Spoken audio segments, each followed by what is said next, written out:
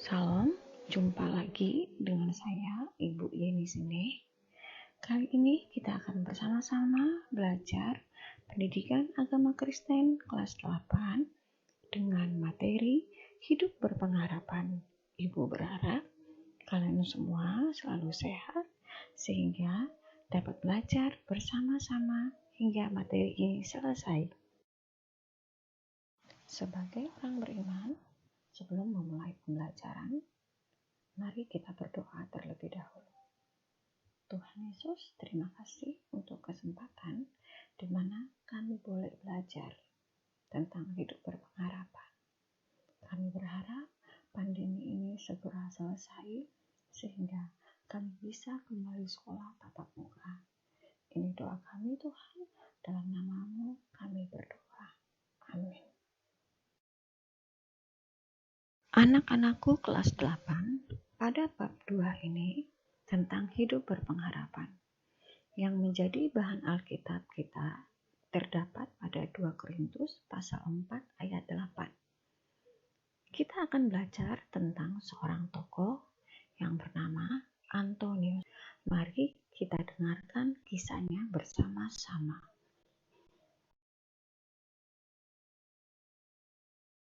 Agustinus dilahirkan di Tagaste pada tahun 354 oleh seorang wanita yang saleh bernama Monika.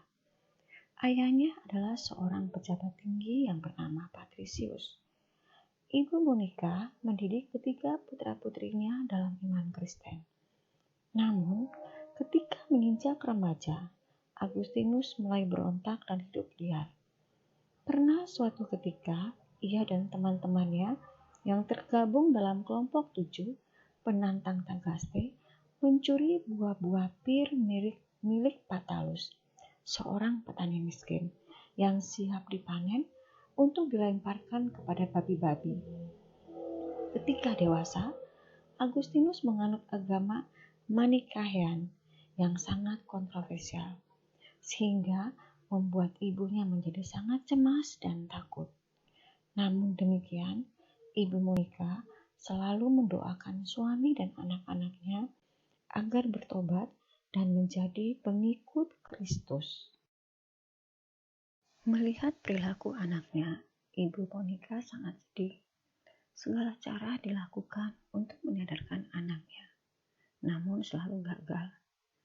Tetapi Ibu Monika tidak putus asa.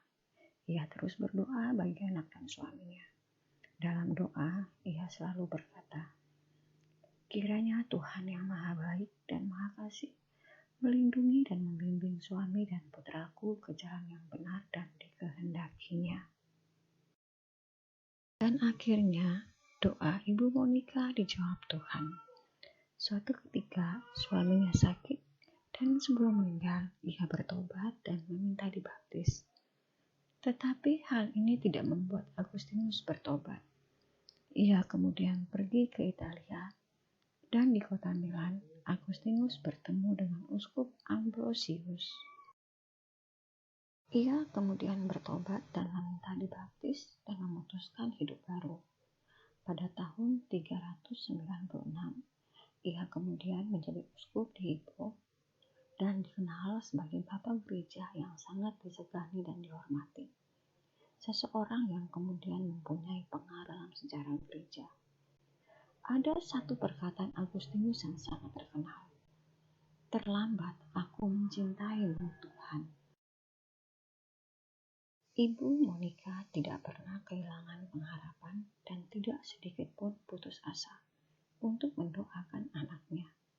Pengharapan yang mengubah hal yang sebelumnya mustahil menjadi kenyataan.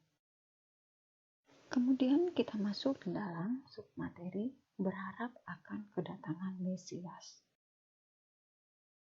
Setelah Raja Salomo wafat, kerajaan Israel terpecah menjadi dua, yaitu kerajaan selatan dan kerajaan utara.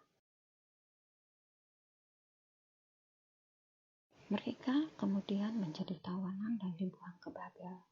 Dan selama itu, umat Israel menanti-nantikan Allah untuk memulihkan mereka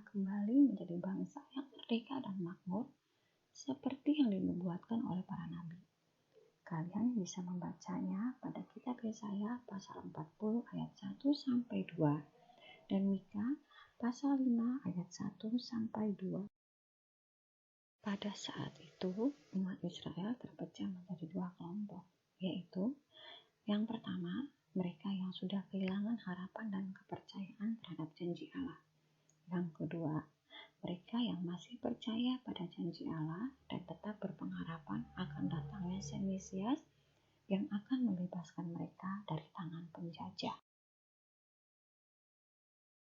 Bagi bangsa Yahudi, Mesias adalah tokoh yang dinanti-nantikan sebagai penyelamat bangsa Yahudi yang akan membawa kebebasan dari penjajah.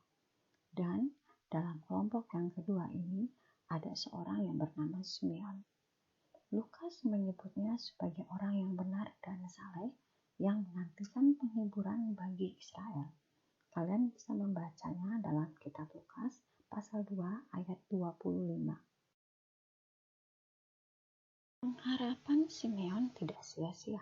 Di masa tuanya, ia bertemu dengan bayi Yesus. Kalian bisa membacanya dalam Lukas pasal 2 ayat 29 sampai 32. Submateri berikutnya adalah pentingnya memiliki harapan. Dari Simeon kita belajar bahwa penting sekali untuk hidup berpengharapan, tidak berputus asa, dan berpegang teguh pada keyakinan akan janji Allah. Pengharapan akan membuat kita mampu bertahan dalam situasi sabar dan tabah.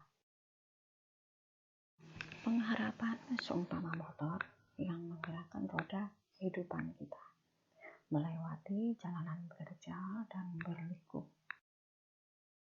Penulis kitab Ibrani menggambarkan pengharapan itu sebagai sau atau jangkar yang kuat dan aman bagi jiwa kita. Pengharapan itu adalah sau yang kuat dan aman bagi jiwa kita yang telah dilabuhkan sampai ke belakang tabir. Kalian bisa membacanya dalam kitab Ibrani pasal 6 ayat 19.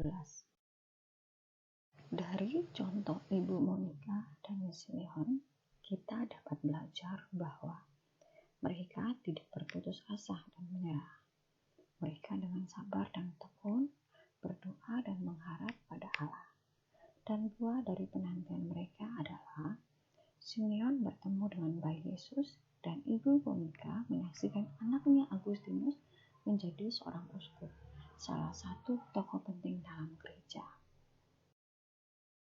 Bila sekarang hidupmu sedang mengalami bermacam-macam kesulitan, entah itu di rumah atau di sekolah, janganlah berputus asa. Tetaplah berpegang teguh pada pengharapan bahwa semua masalah dan kesulitan itu pada saatnya akan berlalu.